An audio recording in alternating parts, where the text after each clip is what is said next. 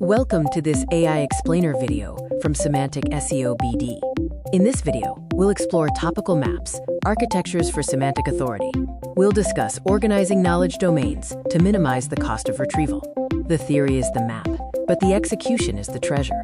We will break down the physics of search engines first and provide a step-by-step guide to building your map. A topical map is not a simple list. It is a semantic border. It organizes a knowledge domain into entity attribute pairs and prioritizes user behaviors over simple search volume. The origin lies in the economics of the of retrieval. Search engines seek energy efficiency. The goal is to make your source cheaper by consolidating comprehensive information into a unified semantic content network.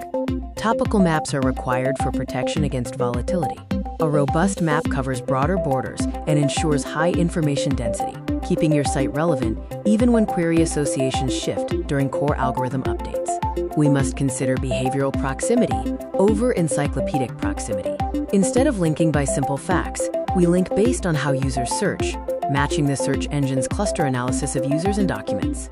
Semantic architecture has 5 components. These include the central entity, source context, central search intent, core section for monetization, and outer section for establishing historical authority. Entity and context act as the great filter. The central entity dictates site-wide n-grams, while the source context, or monetization method, filters the entity, keeping the content focused.